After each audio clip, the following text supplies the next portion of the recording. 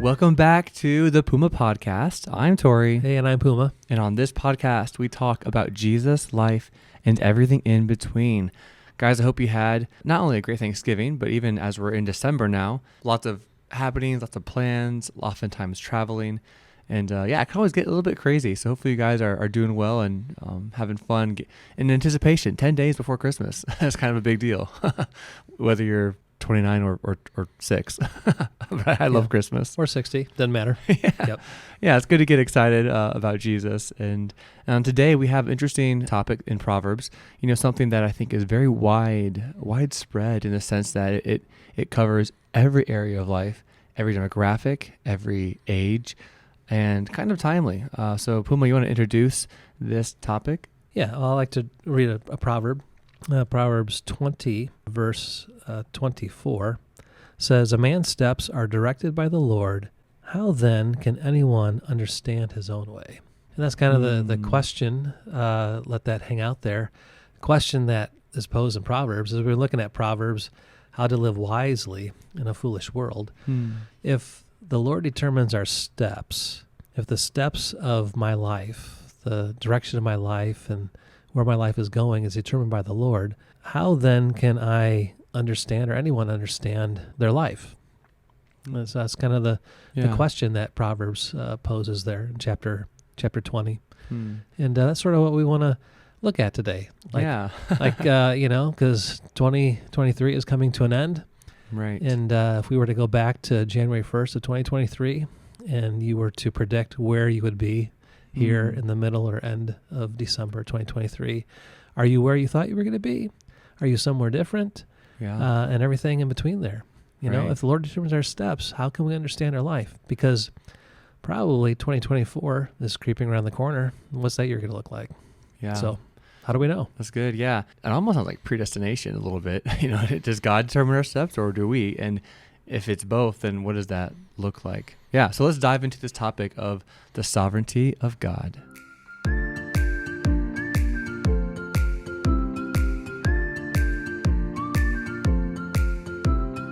All right. So we're 50 weeks into 2023 and that's a lot of weeks actually. But yeah, this big idea of God's sovereignty, the verse you read from Proverbs 20, that God really does. I mean, he really does determine our steps. So what does man really know? I mean, really, I hear that verse and I think, wow, why even plan? I mean, if God's, a lot of people get this, when they hear this, they get this defeated attitude. Like, see, I don't really have to do anything. Why go to school? Most kids would probably say, yeah, preach it. Right. Yeah. If God's in control, then why should I care about what I do and make plans? It doesn't say that the Lord takes steps for us. We are the ones that are taking the steps, but he is sovereign over the steps that we take. So there's a difference. See, he's not saying that we have no responsibility in this. We have a life that he's given to us, entrusted to us. So it's a life that we live. And Proverbs is really helping us understand how to live that life in a way that is living wisely and not foolishly. Gotcha. And so part of the big idea in the whole Bible, but Proverbs kind of highlights this again when it comes to how we're just practically living our life. Are we living our life with the knowledge that God is the one that basically directs our steps? Right. Well, when I think of sovereignty, I mean, typically maybe it's the way I was raised in church, but just the idea of God's sovereignty is really, okay, God knows all, he's in control of all, and ultimately whatever he wants to happen will happen. And I mean, this really is kind of a predestination question, but if God oversees all, he is all powerful, he knows our plans before we know our plans, it almost seems like, does God sabotage my actions? I mean, really, like if God is sovereign, and I make plans, but God knows what I'm going to make. He can control me, sort of, not really, but like he's in control. Why do I even need to make plans? Like, I guess if God knows, how can I surrender to what he already controls? I mean, how do I honor a God who is all powerful, who knows my 10, 20, my infinity steps down the road? He already knows it. To me, that's kind of like a weird verse and a weird thought too. Mm-hmm. Yeah. We often view God from our human lens, the way we view other people. True. Because I have made plans and I've had others find out my plans and try to sabotage them, right? Right. And do people try to do that because they really love us or care about us? It depends on the person, I guess. It depends, right? But oftentimes we think, if I'm making a plan and someone interferes with my plan, or someone's plans interfere with my plans, I get really bent out of shape. Right. We tend to assume the worst, typically. Yeah, we think that someone is hating on us or someone, and sometimes people might actually be hating on us, or not really, honestly, like not really, maybe not hating on us, but not having us in view. Right. Not our best interest in mind. Yeah, or maybe not even having us in mind. They're just making their plans, and their plans and our plans collide. Right? It's true. I mean, I'm going to go home, Lord willing, today. Right. Sounds like a good plan. Yeah, a good plan. And I have a plan. And, my wife is going to have a plan. And sometimes she assumes that her plan is the one that's going to be carried out. And that's why I said my plan is good. So, Thanksgiving wasn't that long ago. And, of course, the shopping and Black Friday. And so it's Thanksgiving afternoon. And she says to me, so tomorrow, which would have been Black Friday, she's like, I would like to go to JCPenney. And I immediately, I just cringed. I've shared in previous podcasts how much I loathe JCPenney. Right. Yes. Right? It's not a big secret, and there's a whole history there. Yes. You create experiences, not always good ones. Right. But I had plans for how I planned on spending Black Friday, which is waking up and never leaving the house, right. and then going to bed at night, having never left the house. And she also had a plan. She didn't necessarily have a plan for me. She just had a plan for herself. I had a plan for myself. Right. But because I live in relationship with her and I live in community with her, that I don't make my plans independently of her. I make my plans with her in view. Right, because you love her. Because I love her. I love her. And so I asked her, I said, I just want to be very clear on what your plans, your expectations are, and how you expect me to fit into that. So guess what I did on Black Friday? You loved your wife. You went to JCPenney's. I'm assuming. Yeah. We left the house probably at 8:30. Got home, I don't know, probably 11:30, 12. Okay. Yeah, a few hours. She found a pair of boots that she was interested in, and they were 60% off. And so, gotta love those deals. Yeah, so that was fine. That's how that works. But see, we make plans. I make my plans for my life, and I expect everyone else's plans to fit into my life. And that's how we typically operate.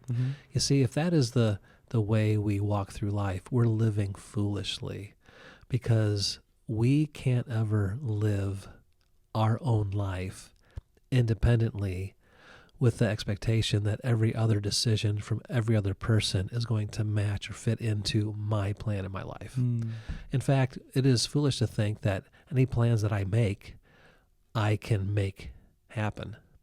Because we just can't. We ourselves are not sovereign. Right. We are very finite, contingent beings, and we really are not in control. So it's this false idea or facade that somehow we are in control of our life, when really we're not. And so to live foolishly is to live as if I'm in control of my life that I'm not in control of. It's so interesting because, you're right. To live like our lives are truly the end all be all, that I am the king of my castle. That's how we're taught to live. I mean, in our culture, who would not want to think about their own life? I mean, our classes that we have in school, our college, our job, our spouses, our friendships, even our hobbies, we all choose those things. We direct our paths based on our passions, based on our skills, our environment.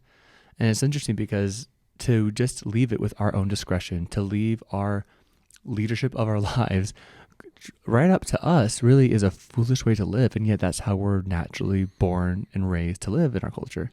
I hope nobody wakes up and think, you know what, I just hope somebody else just controls my day for the rest of my life. I hope my plans are ruined today. Right. I hope it rains on my parade. I mean, no one says that. Right. But if that's foolish, right? If we know that is a self-centered, finite view of our own ability, but even our own control, what does Proverbs, what does God give us in terms of wisdom on how to live if we know the natural way to have ourselves in control is foolish? Well, the verse that I read, Proverbs 20:24, it says, a man's ways are directed by the Lord. So Proverbs is not suggesting, it is telling us how it is, right? It's saying reality. Yeah, this is reality. See, I can choose to believe that or not. I can say, that's true or that's not true. If I don't know that God has said this, that a man's steps are directed by the Lord, if I'm oblivious to that, I live my independent life however I want, and I just get frustrated and frustrated. I mean, how many people out there, those of us, listening, and how many times have we been frustrated just making our own decisions? Or we look at our world and how frustrating our world is. I mean, are people getting more and more joyous as they go through life? Is our world getting full of angst and anger and hatred and frustration? I mean, why do people get angry?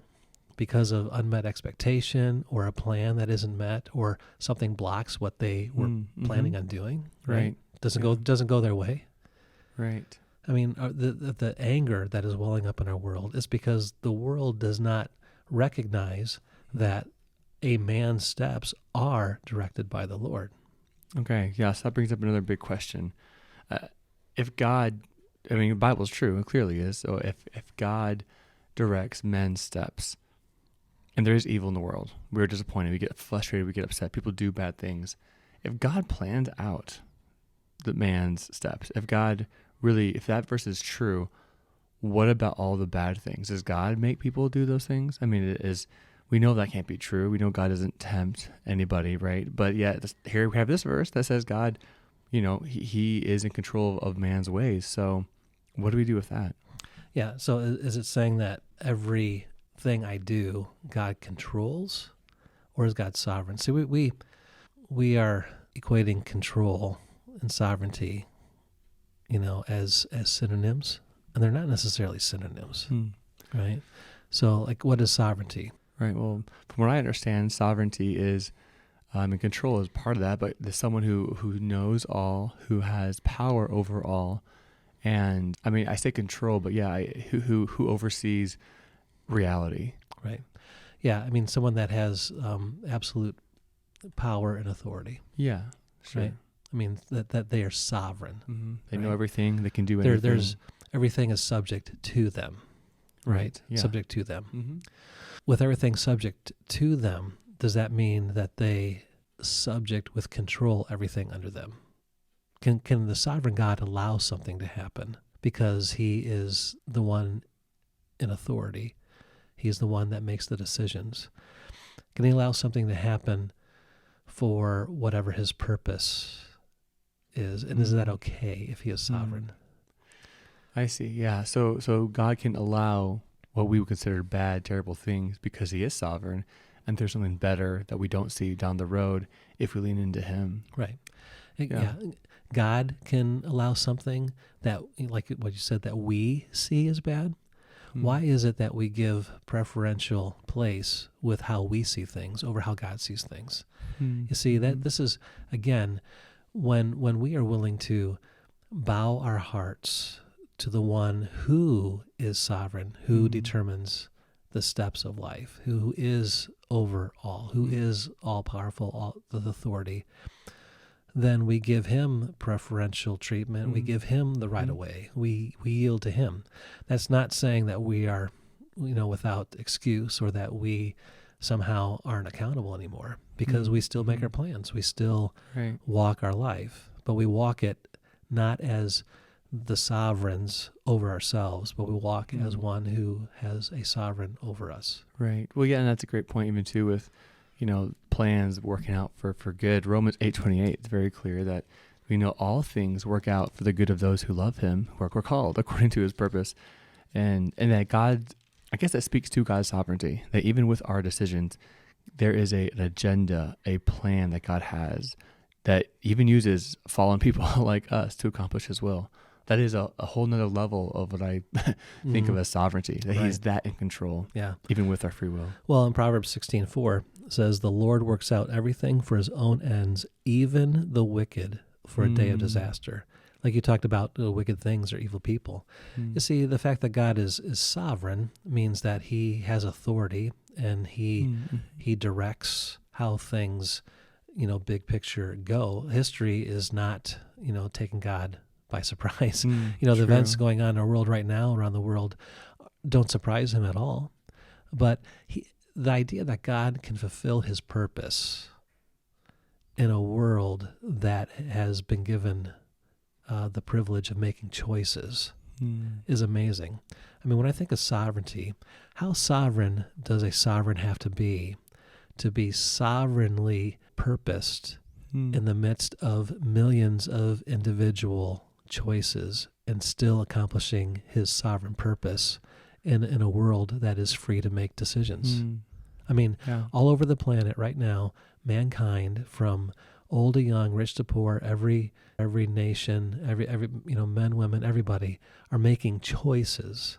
And God's purpose for each individual and God's purpose for the nations is being accomplished, even the wicked, for the day of disaster, by the one who is sovereign. Yeah, I mean, how sovereign do you have to be sovereign in the midst of millions and billions of independent choices, and still your will and your purpose is still being accomplished? Yeah. I mean, how sovereign do you have to be to accomplish your purpose when you have billions of people that hate you and don't want to do anything that you want them to do? Yeah. And your purposes are still, that is just amazing. I mean, see, that blows the mind. And it really takes us out of the driver's seat when it comes to how we live our life, and says, wow, our life is in the hand of God. Yeah. And if God was a mean, vindictive person, that should scare, it'd scare the death. Yeah. But the Bible says that God is gracious, he's compassionate, he is holy, he is just, he is merciful. Slow to anger, rich in mercy. Yeah. I mean, the character of God. See, this is why the sovereignty of God can be a comforting thing, not something that we kind of run away from or shy away from. Right. And so to live wisely in this foolish world is to recognize that I live with open hands with my plans, not tight-fisted with my plans. Well, yeah, and I think that speaks perfectly into why it's foolish to trust ourselves. It is so foolish to keep us on the throne of our lives. And I guess the biggest question, okay, so we know that's foolish. We know God is sovereign. We know he is a good God who is sovereign, who loves us, who is all-powerful, who has authority over everything. So if it's foolish to trust ourselves, how can we live appropriately? How can we live wisely with this context in mind? Yeah, no, that's a good question. And the question that 2024 says, how then can anyone understand his own way? How can I understand my own life then? Yeah. Because, I make decisions every day.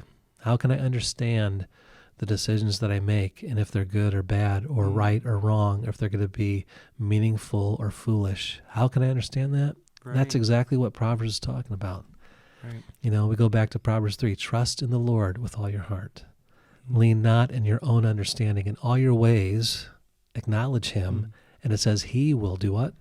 Make your path straight. Make your path straight. Because he is sovereign. And he is a God who sovereignly loves. We think about so many verses in Proverbs, for instance, especially at the beginning, like in the first 8 chapters, when you read, my son, listen to me. My son, pay attention. My son. You see, that is a father speaking to his children. Or if you say God speaking to us.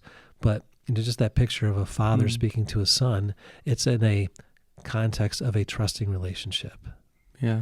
You see, in Proverbs is all about helping us understand the relationship that we ought to have, the right relationship that allows us to live wisely in a foolish world, living rightly with our God, living rightly in relationship with him, desiring to get to know him, to understand him. How can anyone understand their own way? Get to understand the heart and mind of God. And he will direct your paths. And we've covered this a little bit in a previous podcast from Proverbs chapter 2. My son, listen, pay attention, seek wisdom, call out for insight. he says, then you will understand the fear of the Lord and find the knowledge of God, for the Lord gives wisdom, and from his mouth comes knowledge and understanding. If I want to know what the right way, as far as what's right and wrong, good and just and fair, I need really to passionately chase after the heart of God and get to know him, And so, that's how to know my own way, my own plans. I need to seek after him with open hands, knowing that I make my plans, but he has the freedom and the right of way to change them at any moment. And if he does, that's better. Yeah. Right? Yeah. So, if God is all sovereign, we need to be all submissive. So I guess what was a good application question for us? What's a good takeaway? Knowing that God is sovereign, knowing that not only he's sovereign, but even with our foolishness, even with our choices, he can still work out his best in our lives when we trust him. And when we choose to submit, that's where the blessing is. And when we choose to trust ourselves, that's when we get into trouble. That's when foolishness takes root.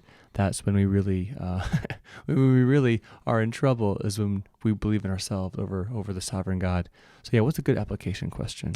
Yeah. So one way to kind of apply this or to think about it, if you think about situations, plans that you've made, whether that be holiday plans to get together with people, plans that you've made, and when those plans haven't gone the way you have expected them to, how did you respond or how did you react to that? Did you get angry? Did you get frustrated?